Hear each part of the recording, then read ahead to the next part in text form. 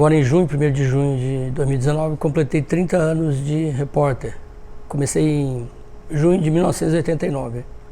Eu tinha 19 anos e comecei na imprensa do Mato Grosso do Sul, onde eu morava. E lá eu me formei em jornalismo pela Universidade Federal do Mato Grosso do Sul. E de lá para cá, então eu morei 10 anos no Mato Grosso e Mato Grosso do Sul. Morei um tempo em Cuiabá, um tempo em Campo Grande, um tempo em Dourados também. E lá naquela oportunidade, então eu cobria essa região, essa questão indígena, tanto pela imprensa local dos 2 estados, quanto pela Folha de São Paulo, que eu comecei a trabalhar em 1996 com a Folha. A princípio na chamada Agência Folha, que se chama. E nessa oportunidade também fui ao Acre, Rondônia, e fui coletando várias histórias sobre os indígenas, porque o tema indígena era muito forte, ainda é, né, nessa região, né, um tema do dia a dia quase, né. Depois, em 98, eu me mudei para São Paulo trabalhando para o jornal O Globo e também para o Jornal do Brasil, mas no jornal O Globo fiquei 2 anos e meio. Depois voltei para a Folha de São Paulo em 2001, onde estou até hoje, 18 anos, né. Cobrindo, na ocasião, já cobrindo mais política, corrupção, investigações, desvio de dinheiro, mas nunca abandonei a pesquisa indígena, sempre ficava de olho e reunindo documentação, reunindo às vezes muitos livros, o que era publicado, que eu procurava me manter informado, né? E depois, em 2005, eu mudei para Brasília, fiquei 1 ano e meio, voltei para São Paulo. Então é isso, basicamente, e voltei para cá em 2010.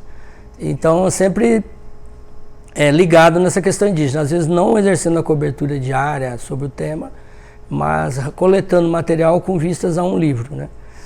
Então, meu livro é um livro reportagem, meu trabalho é de repórter, né, e não de historiador, e muito menos de antropólogo ou etnográfico, ou etc., né? É simplesmente um livro reportagem que procura trazer histórias para que os historiadores, os antropólogos, os etnógrafos possam, em cima disso, desenvolver um trabalho mais aprofundado ou servir de inspiração para trabalhos de história, né?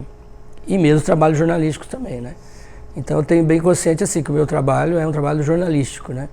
Então, com todas as suas limitações e com um público-alvo específico, né? Então, começa a ligação com o tema, começa em 1982. Eu tinha 12 anos, eu nasci no Paraná, e nossa família se mudou para Dourados, onde está lá até hoje, talvez a maior aldeia urbana chamada do país. Hoje tem 16, 17 mil guaranis, né? Guaranis Mibiá, Guaranis Caiová e um par de terenas também. Então a gente morava, eu era muito criança, né? Morávamos perto da aldeia. Acho que são 4 ou 5 quilômetros.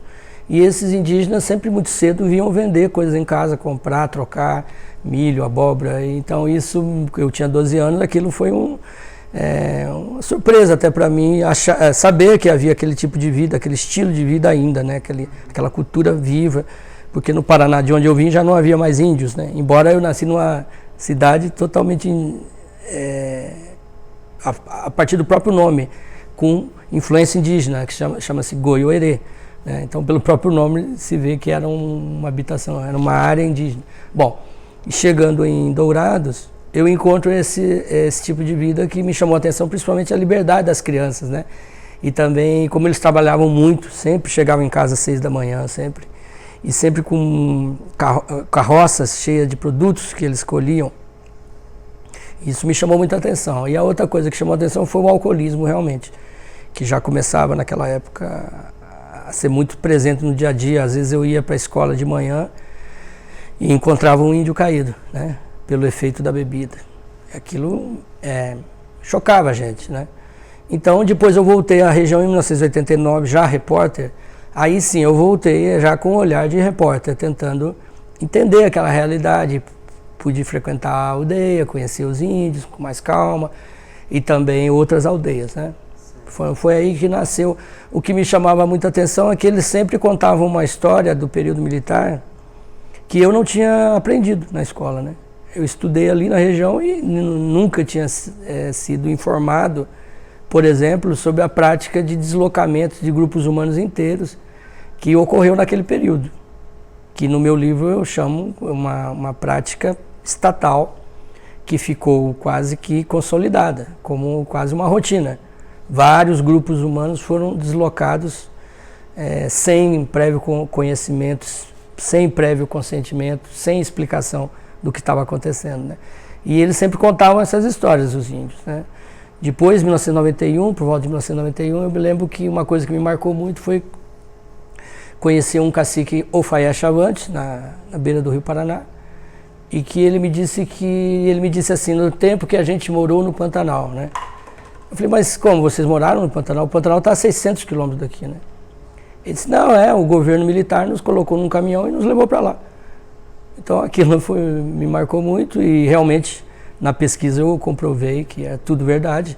E não foi apenas uma vez, foram 6 vezes que esse grupo foi deslocado, né, pelo Estado brasileiro, né? E eu perguntei como eles tinham voltado à região, eles disseram, não, voltamos a pé, de carona. E no caminho até morreram índios Ofaia Chavante, né? Então esse era só um exemplo do que estava acontecendo e aquilo me chamava muita atenção. Depois conheci os Yanomami, por exemplo, em 2001, sobrevoando a terra Yanomami, eu vi uma grande cicatriz, né, na mata, assim. E perguntei ao piloto o que era aquilo. Ele disse, não, era uma estrada que os militares criaram, que levou nada a lugar nenhum, foi interrompida a obra e morreram dezenas e dezenas de Yanomami, né? Então essas histórias foram surgindo, né?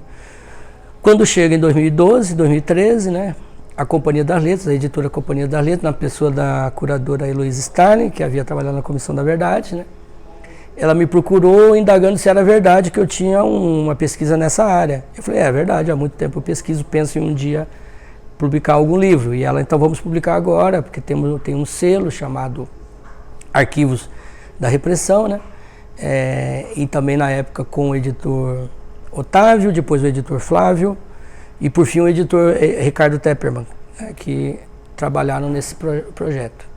E foi essa a história do livro.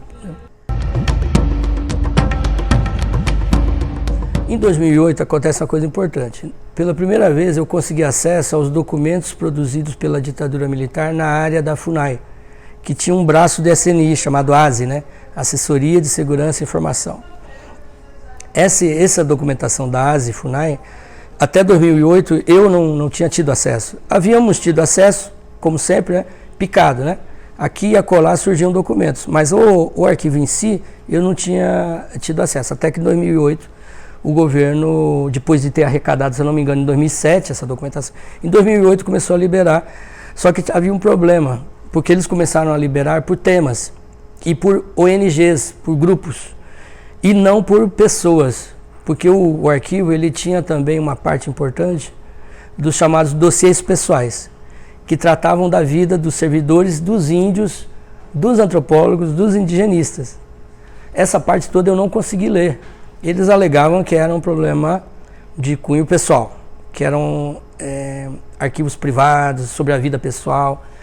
Então, durante 4 anos eu argumentei, depois, até formalmente, tudo foi uma troca de ofícios, até que em 2011 o governo federal reconheceu que eu tinha razão, quando eu coloquei, antes da Lei de Acesso à Informação, eu coloquei que deveria existir nesses papéis informação de interesse público relevante, embora fosse a vida privada, entre aspas, dos servidores. Até que em 2012 eles reconheceram, porém eles disseram, olha, você só vai poder olhar quando vier a Lei de Acesso, que está vindo. Então, quando veio a Lei de Acesso, eu pude finalmente olhar os chamados dossiês pessoais. Então, o que eu descobri nesses dossiês, né? Primeiro, eu selecionei 180 nomes que eu julgava mais importantes, que já tinham alguma referência na história indígena, que poderiam conter documentação de grande interesse. E desses 180, eu separei basicamente em torno de 14 mil páginas. Fotografei e pude estudar com mais calma. Naquela época ainda não tinham sido escaneados esses dossiês, né? E o que eu encontrei nesses dossiês? Parte da história dos índios, que não estava contada em outras coleções.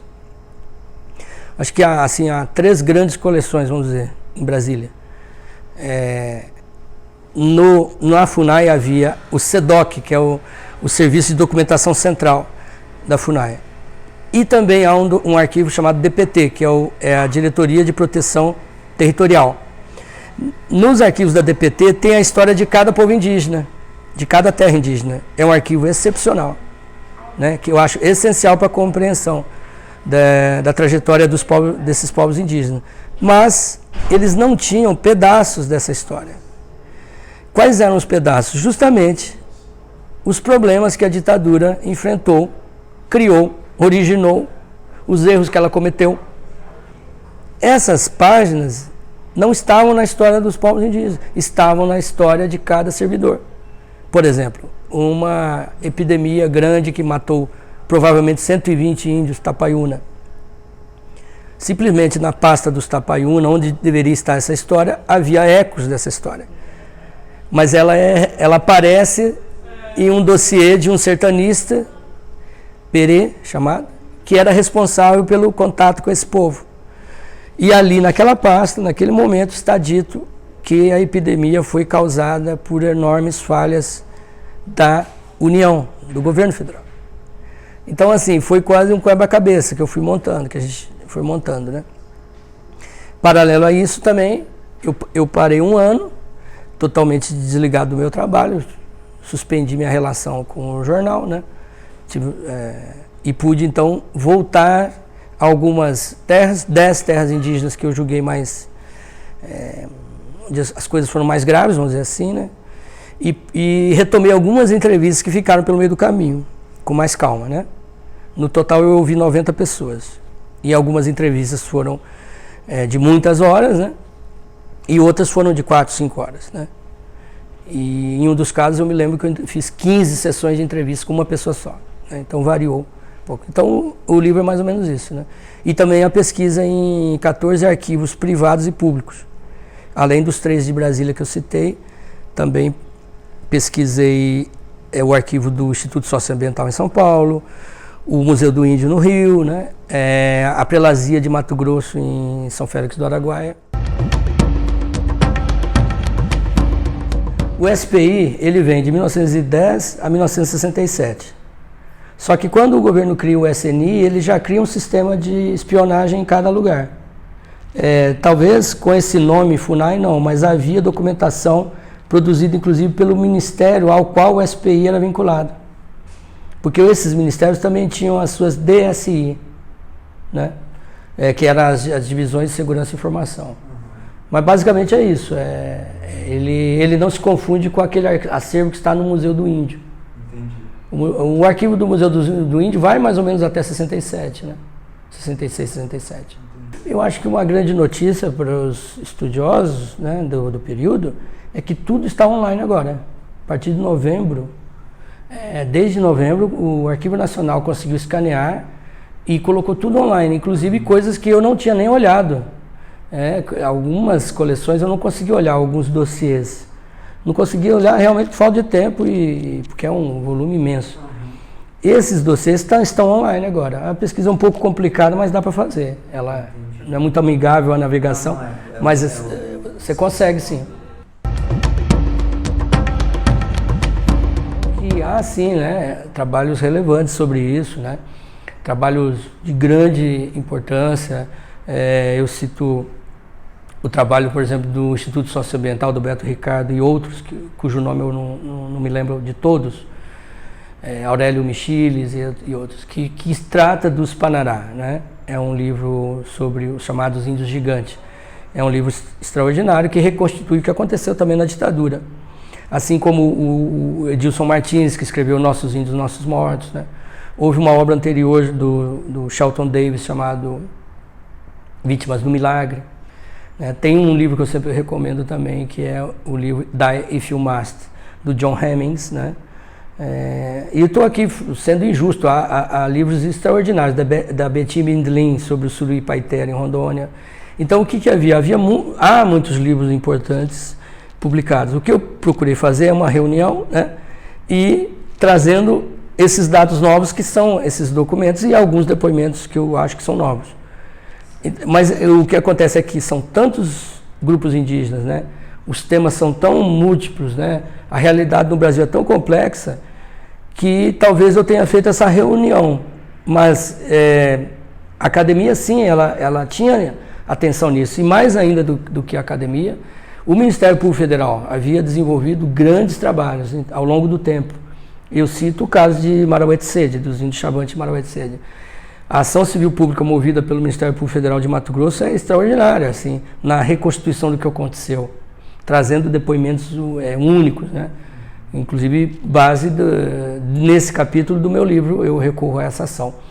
Assim como ocorreu uma ação dos índios sobre a prisão Krenak, em Minas Gerais, da lavra do procurador Edmundo Antônio Dias Júnior, o trabalho do procurador Júlio Araújo, que era de Manaus, a respeito dos índios Waimiri-Atuari.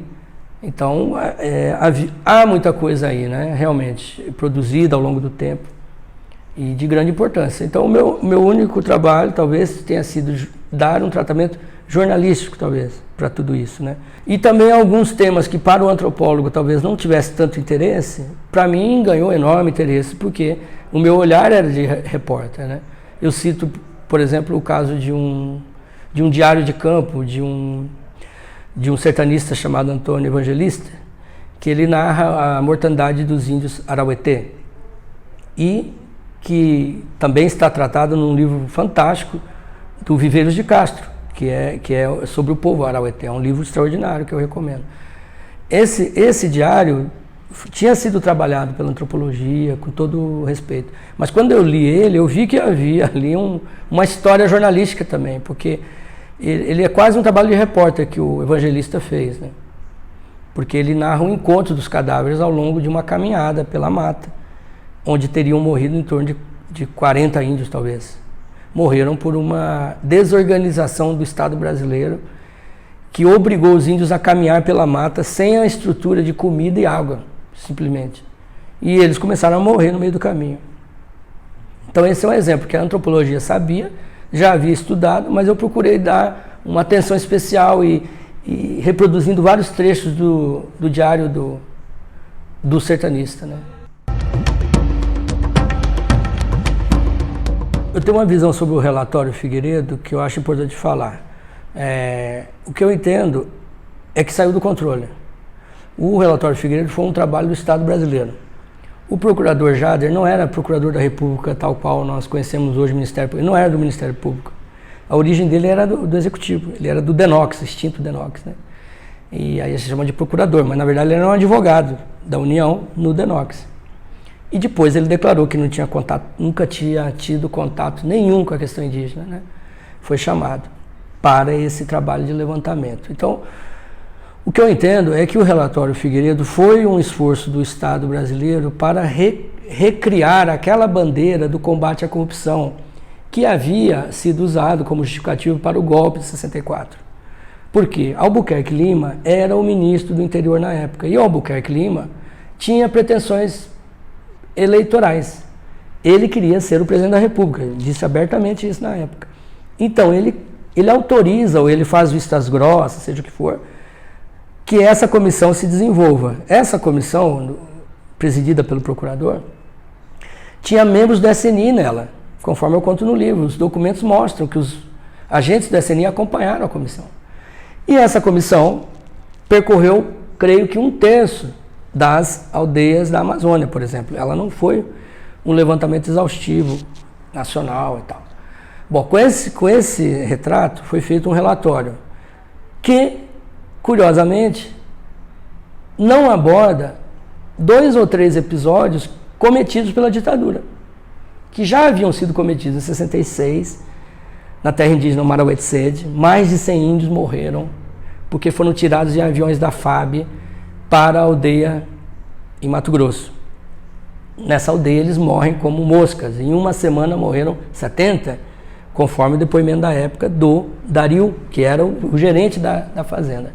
Esse episódio desaparece no relatório Figueiredo. Assim como desaparece a quase extinção dos índios Cararaô. De 48, 41 teriam morrido.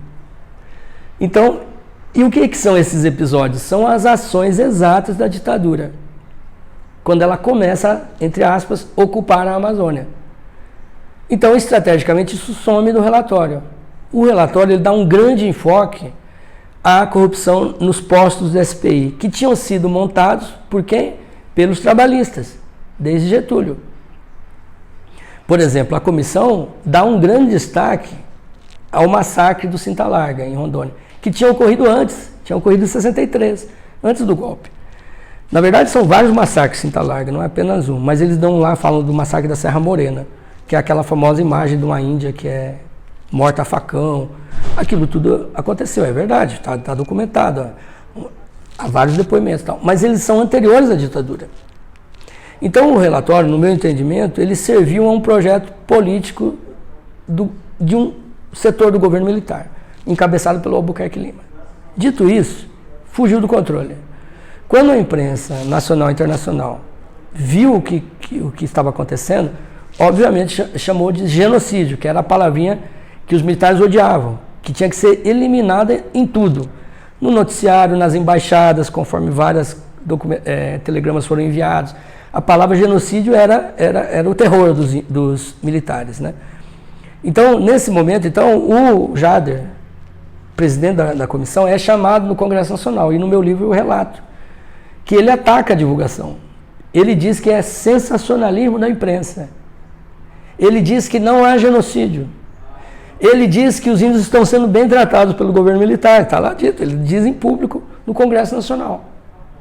Então, assim, por isso que eu acho que saiu do controle. Eles não perceberam a dimensão daquilo, muito porque eles tinham uma visão totalmente preconceituosa e errada sobre o índio, de achar o índio um assunto menor.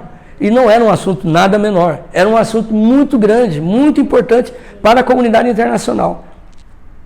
E aí eles se dão conta do que estava acontecendo. E aí eles tentam, num esforço diplomático, etc., que culmina na vinda da equipe da Cruz Vermelha, né, que eu abordo no meu livro, pude ler todo o relatório das viagens da Cruz Vermelha. Todas as viagens eram acompanhadas por agentes do Estado brasileiro.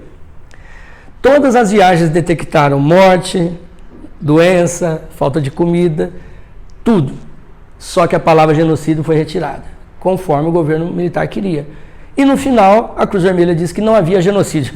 Ela disse que estavam morrendo como moscas, ela disse que morriam sem comida, ela disse que havia maus tratos, ela disse tudo, só que ela não disse genocídio. Como não havia a palavra genocídio, o governo militar se apropriou do relatório da Cruz Vermelha e fez um carnaval, né? Divulgou isso para o mundo todo, usando a Cruz Vermelha, dizendo que não havia genocídio. Então, basicamente isso. Eu acho que o que eles pretendiam era um projeto político específico e que perdeu o controle. E que durante anos essa palavra ficou ecoando como um fantasma. Onde surgia, eles procuravam impedir, né, a proliferação. Me lembro de um relatório do Jean Chiappino, que é um etnógrafo francês que conhece o surto Suruí. Ele chega ali no final do surto, mas ele se dá conta da dimensão. Ele fala em 200 mortos. Impressionante, né? E isso nas barbas da ditadura. A ditadura tinha acabado de contactar os índios Suruí. Então o Jean Chiappino volta a dizer genocídio. Já em 73, nossa, novamente o governo militar se mobiliza para que essa palavra não se espalhasse pelo mundo todo. E qual era o medo dos militares? É óbvio, o medo dos militares era perder assento nos fóruns internacionais, era ser um país estigmatizado, era ser punido pelos órgãos, era muito importante isso, né? Então o governo, infelizmente também, a comunidade internacional, só começou a exercer de fato, né, uma pressão específica, mais clara, com o governo de Jimmy Carter, já em 77. A maioria realmente decorreu de uma ação irresponsável, talvez omissa e leniente do Estado brasileiro na ditadura. Talvez a maioria dos casos. Eu comparo essa maioria dos casos com um motorista que bebe a noite inteira, sabe que está bêbado, entra no carro e sai atropelando as pessoas. Chamaríamos de homicídio culposo, né? Ele teve culpa, mas não teve intenção exata de matar. Eu não estou dizendo, né, que o Exército acordou de manhã um dia e falou, vamos matar os índios do Brasil. Não digo isso. Porém, o que importa, no final das contas, é o que isso resultou para o índio. Resultou em muita mortandade. Nós tivemos depopulação de até 60% de um grupo indígena. Então, para o índio, o que importa é o resultado. Houve realmente casos em que a desídia, a omissão, né, levou doenças e o não tratamento dessas doenças, que é tão grave quanto. E também houve uma coisa especialmente cruel, que é mais ou menos o seguinte: vários grupos indígenas estavam em guerra, entre aspas, com a sociedade envolvente. Quando a ditadura veio com as suas obras, esses indígenas resolveram fazer a paz com a sociedade não indígena. Então depuseram suas armas e disseram: vamos então entender o que é que se trata essa nova dita civilização que está chegando, vamos nos relacionar. Nesse momento eles começam a ter problemas de comida, né? Comida e alimentação e medicamentos, começam a ter doenças que não eram deles, tá? Nesse momento o Estado desaparece. Então houve também essa morte a posteriori e que continuou anos a fio. Dito isso, o grosso dos casos são esses, vamos dizer. Dito isso, houve também os casos de enfrentamento direto. O mais notável é o Aimiri Aturari, onde, novamente, esses militares citam que houve enfrentamento armado. Então, essa discussão, realmente, eu acho que, ao longo do tempo, a esquerda também debateu muito isso. A resistência indígena é uma resistência que pode ser comparada à resistência de um militante da esquerda armada urbana. Esse é um tema, e que ajuda muito também a entender a invisibilidade do tema indígena na ditadura. Obviamente, eles não eram uma resistência ideológica ou partidarizada, etc. Mas era uma resistência no seu modo de entender. Na visão de mundo indígena, houve uma resistência, que era o quê? Não queremos esta obra. Esta obra era uma obra do projeto militar do governo da ditadura. Então, nesse sentido, houve sim uma resistência política, porque ela era contra uma política de Estado. Nesse sentido que eu defendo, que houve uma resistência política do índio. Talvez não ideológica, militante, como nós entendemos. Isso tudo tem a ver também com o que o Darcy sempre disse, Darcy Ribeiro sempre dizia, né, que o tema indígena nunca foi muito entendido pela direita e nem pela esquerda. E ele dizia que no teorema marxista, o índio não se encaixava. Porque quando Karl Marx escreve, não havia índios, né, na Alemanha. Então, ele é o lumpen, ele não é o lumpen, porque ele vive na mata e vive da mata. Bom, se ele vive na mata e é dono da terra, então ele é dono de um meio de produção que é a terra? Não, também não, porque ele busca a produção para a autossuficiência e não para a geração do lucro. Ele não se encaixa na teoria, realmente. Muito provavelmente porque Karl Marx não conhecia esse tipo de vida ainda. Se conhecesse, talvez ele teria. Então, essa teoria, quando lida pela esquerda brasileira ao longo dos anos, né, ela deixava um branco em relação ao índio, né? E não estou com isso culpando nem acusando a esquerda de nada, eu só estou constatando. Aliás, a esquerda sempre ajudou o índio quando pôde, quando levantou bandeiras em relação aos direitos indígenas. Boa parte dessas bandeiras veio da esquerda também, que se aliou a esses temas, né? A começar do próprio Darcy Ribeiro, que na ditadura tinha sido, né, ministro do João Goulart, e na ditadura ele é um potente voz de denúncia contra a ditadura em relação aos crimes contra os indígenas. Então, bom, mas dito isso, assim, então o indígena, eu acho que ele demorou a ser compreendido, estudado naquele período militar, inclusive por isso, né? Porque ele realmente não se encaixa nas definições que a gente tem mais aceitas e tal. O que é muito curioso também, porque são 500 anos assim também, né? 500 anos em que ele não se encaixa direito, né? É um indivíduo que é totalmente diferente de tudo que nós conhecemos. Se existe um grupo mais diferente do que nós, é o índio. Há dificuldade nossa de compreendê-lo. Eu me enquadro nessa dificuldade, eu estou junto com essa dificuldade, né? E também queria dizer que por que esse tema, então, eu me interesso, porque nós nos interessamos, por que as pessoas se interessam. Porque eu acho que a relação nossa com o índio revela quem nós somos também. A história do índio não é só a história do índio, é a história nossa. como uma sociedade mais armada, mais, entre aspas, desenvolvida, com mais dinheiro, com mais recursos, como essa sociedade mais violenta, mais forte, encara um grupo fraco, que tem flechas, que tem pedaço de pau. Isso é muito interessante, porque revela a nossa natureza, né? Nós massacramos esse diferente, ou nós procuramos respeitá-lo? Nós queremos tomar a terra deles para plantarmos coisas em cima, ou nós achamos que ele deve continuar com a terra para plantar o que ele quiser, ou se ele não quiser plantar nada, não plante nada, vive de frutas e peixe, o que quiser. Qual é o limite da nossa violência étnica, né? Então, eu acho que o tema indígena é um tema nosso, não está dissociado, né? Daí eu acho que o interesse, daí eu acho que esse tema tende a crescer também como área de interesse ao longo do tempo. Eu acho que passou-se assim aquela fase mais aguda, digamos, de entender a militância da esquerda armada urbana, que foi extremamente importante para a historiografia, né? E eu acho que devagar a historiografia a história começa a se voltar para outras áreas de conhecimento e tal. Junto, por exemplo, com o movimento camponês também, né, que é pouco abordado e que a Comissão da Verdade abordou muito bem. A questão quilombola, eu conheci uma líder quilombola importante, ela disse que tinha lido meu livro e ela disse assim, essa é a minha história, é a nossa história, nós vivemos isso aqui juntos. Então ela falou, nós temos que coletar todos a memória dos quilombolas e fazer um livro sobre isso. Eu achei incrível, porque eu não sabia que os quilombolas poderiam ter experiências semelhantes. Realmente eu não sabia. E ela me deu um depoimento dizendo que sim, que há várias coisas em comum. Então, isso abre também todo um capítulo, né? A relação da ditadura com os quilombolas. Está aí também uma área de conhecimento pouco abordada, né?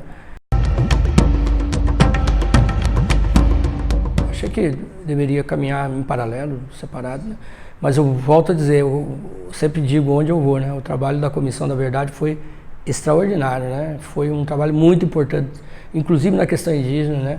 Trouxe realmente luz ao tema também, né? Jogou holofote na questão, tanto é que pode ter até colaborado na própria publicação do livro, indiretamente, por ter suscitado esse tema, né? Um tema que eu já conhecia e vinha trabalhando, mas que realmente não era de conhecimento geral e a comissão fez esse papel fundamental, né? De jogar luz nisso. Então eu acho que a comissão foi a primeira ação do Estado brasileiro efetiva sobre esse tema. Teve grande contribuição, né? Inclusive ao colocar o número final, né, que ele cita 8.200, 8.500 mortos. É diferente do número que eu cheguei. Quando eu lancei o livro, me cobravam muito, me perguntavam sobre o número nas entrevistas e tal. E eu não quis trabalhar em termos de número, porque poderia reduzir essa questão a uma briga de números. Acho que não é interessante para ninguém. Para mim, se fossem 100 mortos ou se fossem 50, seria da mesma relevância, né? Então eu cheguei a um número bem menor, 1.240, em torno de 1.240. Diferente dos 8.000 e tantos da comissão. O meu número está certo e o da comissão está errado? Não, não estou dizendo isso. São critérios diferentes. Pode ser que a comissão esteja certa. Simplesmente eu parti de alguns critérios que a comissão não usou. Por exemplo, alguns documentos que a comissão julgou que eram o número dos índios naquele momento histórico, eu reduzi essa estimativa porque fontes humanas disseram para mim que aquele número talvez não seria tão exato. Por exemplo, um dos sertanistas que fez essa conta inicial explicou para mim que eles fizeram voos e fizeram uma estimativa de população indígena. Então eles contavam as malocas e faziam um cálculo. Se em cada maloca existirem X índios, então nós temos X índios. Posteriormente, esse número foi reavaliado por esses mesmos sertanistas.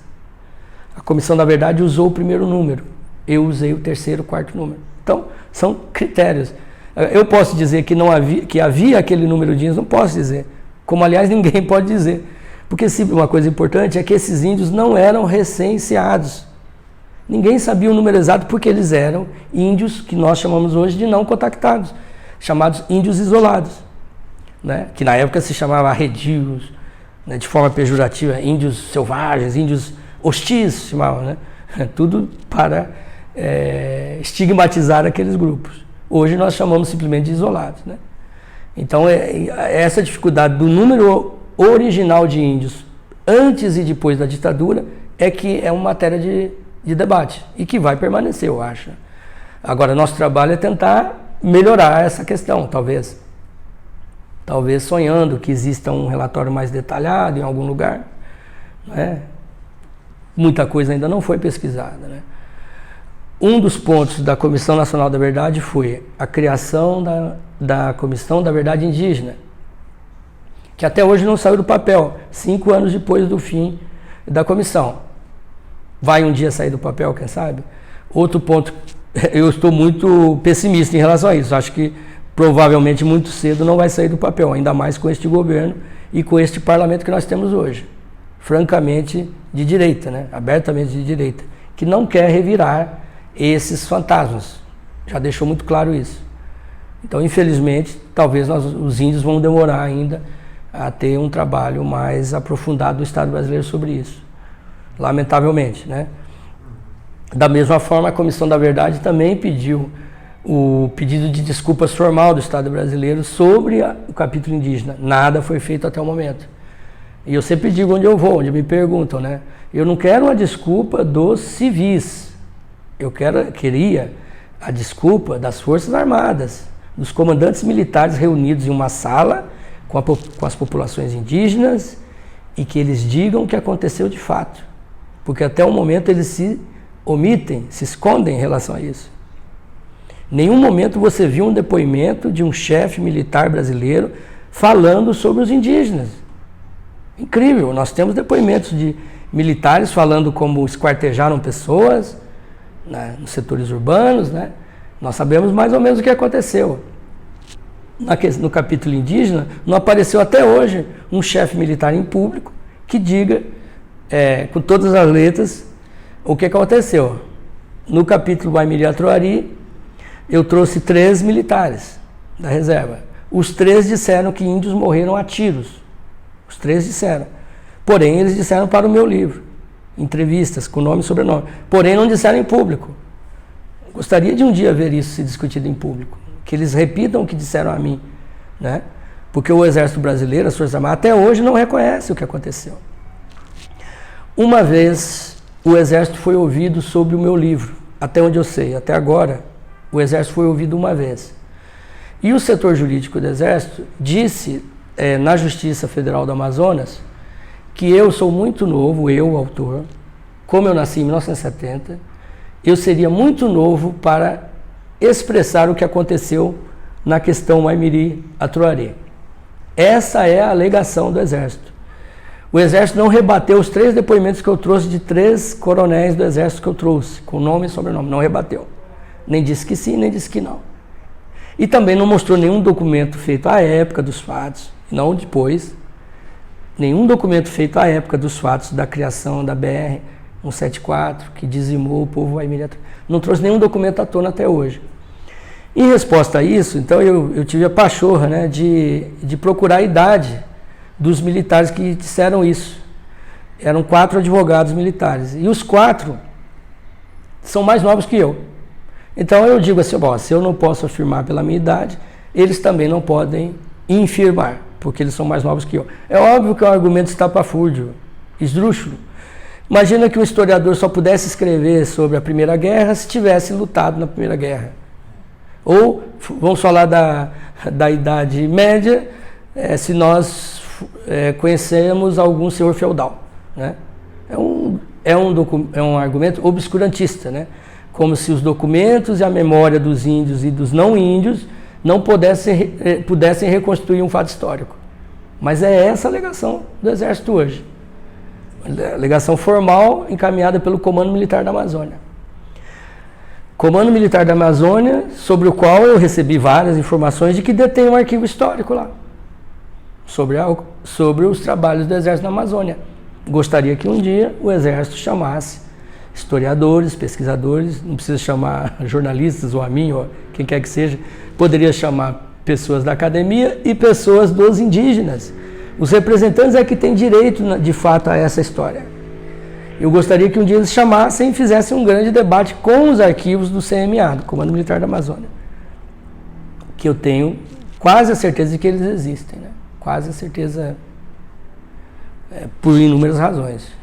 Eu posso até expor uma aqui, que é o seguinte: durante o meu livro, pela Lei de Acesso à Informação, eu pedi ao Comando Militar da Amazônia toda e qualquer documentação sobre a BR-174 e o povo Aimiri-Aturaria.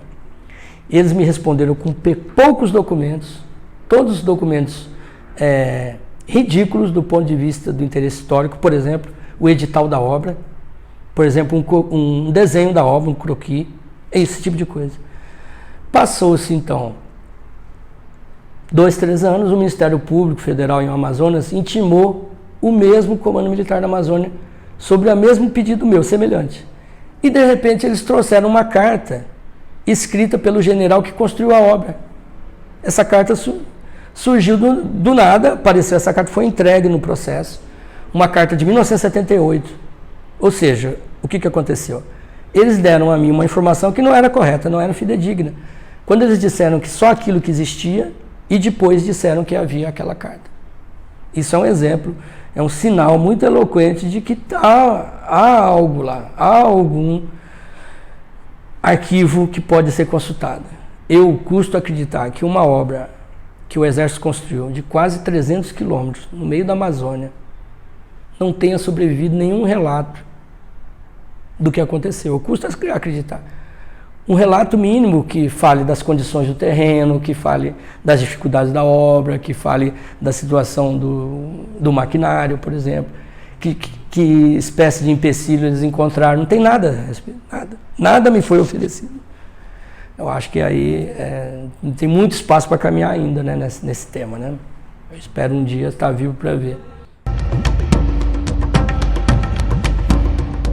A partir de 79, quando tem a reabertura política e a democracia começa a voltar, o número de índios mortos começa a diminuir drasticamente para 1, 2 casos. É uma correlação direta. Quanto mais democracia, menos mortes indígenas. Isso é a primeira constatação. Por quê? É muito simples. As pessoas começaram a denunciar o que estava acontecendo, começaram a refletir sobre o que estava acontecendo.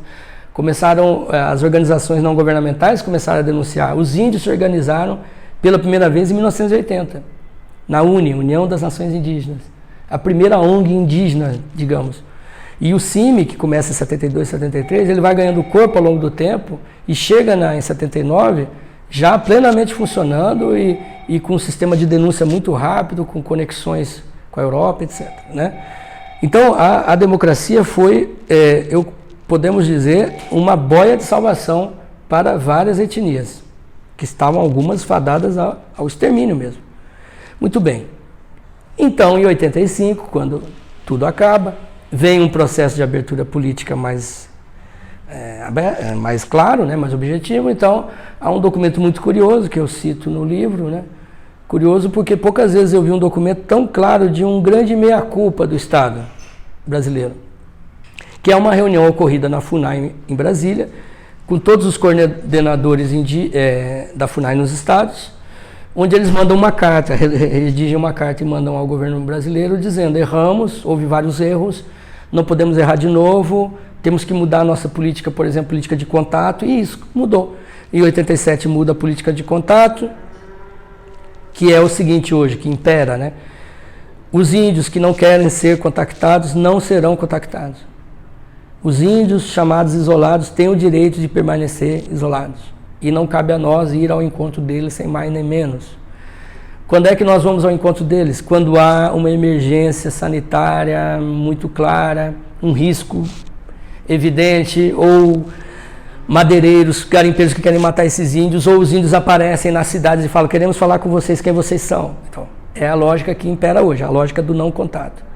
Então, houve muitos avanços no aparato, né? Esse é um muito claro. O outro avanço foi toda a saúde indígena que foi criada, né? A partir, já nos anos 2000, né, o governo brasileiro se conscientiza de que era preciso um método próprio da saúde indígena, que não estava dando certo. Então, precisaria de uma estrutura mais rápida, menos burocrática.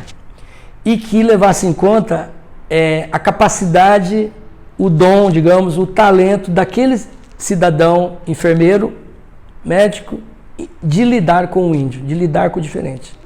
E isso muitas vezes no serviço público não era possível, porque segue toda uma regra, né? Concurso público, etc, etc.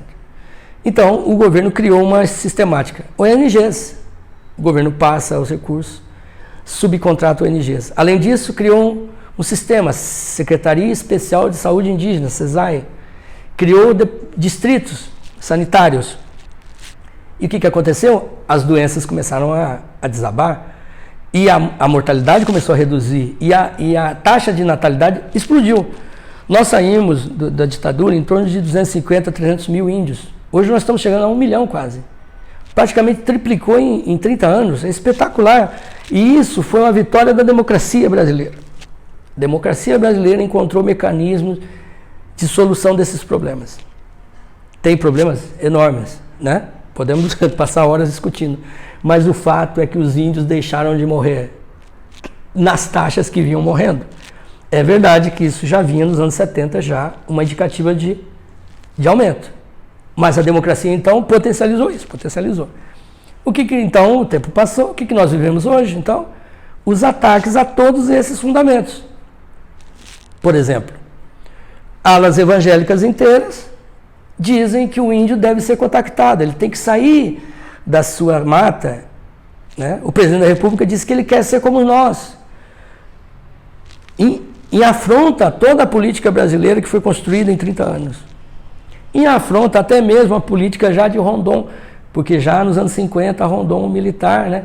Ele declara o que nós podemos fazer de pior com o índio é ir ao encontro dele. Rondon diz isso em 1950, numa entrevista ao Diário Carioca. O próprio Rondon já via isso, já estava enxergando um homem à frente do seu tempo, um humanista, tal, com vários problemas que nós podemos também discutir. Mas no aspecto humanista, ele estava vendo o futuro. E hoje nós vemos todos esses fundamentos em xeque. A saúde indígena está ameaçada de ser revista toda ela, passando exatamente para quê? Para os municípios e estados, experiência que o Brasil já passou nos anos 90 e foi catastrófica. O Estado brasileiro não conseguiu desenvolver um sistema próprio de atendimento ao índio por todas as razões que eu citei. A lentidão, a burocracia, a escolha errada de um servidor público que às vezes não é moldado para aquele serviço, uma série de coisas. Nós já passamos por isso e encontramos nas parcerias com as ONGs um caminho interessante e que hoje é colocado em xeque. A política de isolamento, a política da saúde indígena, tanto que os índios tiveram que parar várias BRs no Brasil todo no primeiro protesto civil contra o governo Bolsonaro, foi feito por indígenas, não é? E que tiveram que parar, queimaram alguns ônibus, não sei, pneus, não ônibus, pneus foram queimados e tiveram que falar. O governo alegadamente recuou, mas ao mesmo tempo que ele recuou, ele disse que não, porque é totalmente caótico, né, a comunicação do governo. E eu já pude ver, por exemplo, um slide do Ministério da Saúde dizendo que uma das metas da saúde indígena no governo Bolsonaro é recrutar índios para as Forças Armadas. Isso está num slide, eu tenho cópia. Foi apresentado numa reunião pública. O que o Ministério da Saúde tem a ver com o recrutamento de índios para... Nada a ver. A confusão mental, uma confusão de conceitos, né? Voltando às mesmas práticas que a gente achou que já tinha superado. O tema da emancipação, que nós podemos também discutir, que em 78 o governo militar queria, entre aspas, emancipar os índios, dizendo que os índios poderiam até mesmo vender suas terras, porque eles deveriam ser donos das terras. Hoje as terras estão em nome da União nos cartórios, né? Não estão em nome dos índios. Esse tema foi abandonado pelo Geisel já, em 78. Tal a reação popular. Houve houve atos imensos no Rio e São Paulo contra a chamada emancipação. Porque essa técnica, essa política havia sido empregada nos Estados Unidos no século XIX. E se revelou um desastre, porque os índios começaram a vender por nada, e os índios eram ameaçados de morte, eram mortos. os índios eram roubados, os índios eram embebedados e obrigados a assinar documentos.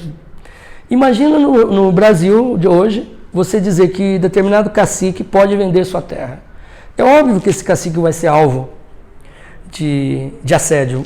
Assédio moral, assédio financeiro e tudo. E suborno, porque há pessoas boas e más em todos os campos, inclusive entre os índios, claro, porque muitos índios pegaram os piores vícios da sociedade não indígena. Alguns índios, não são, felizmente, a minoria da minoria, mas tem alguns, claro. Negar isso é negar o óbvio. Então, o que a lei protege? A lei protege a terra indígena para as futuras gerações. Perpassa as gerações. Aquela terra não é daquele cacique ou daquela família. Ela é daquela etnia, daquele povo. Inclusive dos netos que virão. O que o governo quer falar? O que o governo está dizendo? O presidente da República, Jair Bolsonaro, declarou 2, 3 vezes abertamente. O índio pode até vender sua terra. Totalmente inconstitucional, ele teria que mudar a Constituição, ele teria que fazer uma PEC. Mas as coisas vão numa escala que é sim possível ele realizar. Basta que ele tenha uma maioria no Congresso que convença as pessoas. Então, assim, o que é chocante é a gente estar vivendo as mesmas histórias que nós achávamos que já eram superadas. Achávamos que tínhamos passado por isso e que o Brasil, ingenuamente nós achamos que havia compreendido os problemas do passado. E a gente, de repente, encontra uma realidade totalmente diferente. Houve um problema de memória, as pessoas não lembram o que aconteceu direito, ou não querem lembrar. As pessoas vão a fontes erradas, trabalham com a memória de uma ou outra pessoa que ela conheceu não sei quando, que porque ela não teve uma experiência má no regime, ela disse que o regime foi bom. Todo esse tipo de subinformação, né? E nos encontramos nesse momento aqui, numa crise indígena sem paralelo desde 1985. Né? Ao longo do tempo, é preciso dizer, os governos de esquerda cometeram vários assíntios, várias afrontas aos direitos indígenas também. O maior deles, né, o símbolo, foi a construção de Belo Monte, que foi construída contra todo o movimento indígena por uma presidente dita de esquerda que tinha sido presa e torturada na ditadura. Uma obra que nem a ditadura realizou, porque ela foi planejada no governo militar. Se chamava Usina Cararaú. E os cararaús reagiram e a obra acabou não saindo. Foi sair justamente num governo de esquerda. Então, assim, a esquerda errou em vários momentos, né?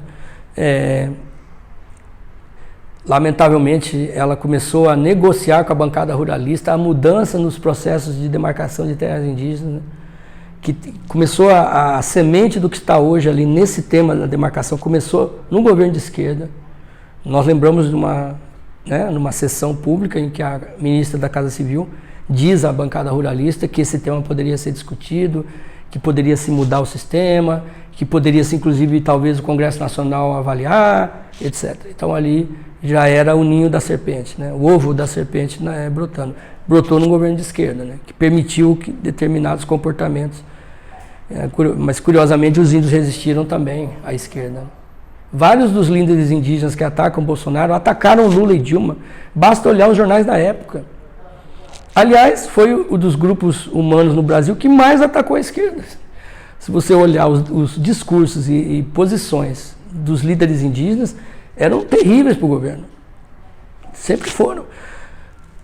Até porque, como eu disse, é aquela coisa que o índio circula entre direita e esquerda. Ele está um ponto que nenhum dos dois campos consegue entender, compreender e atender de forma mais direta, mais correta, né?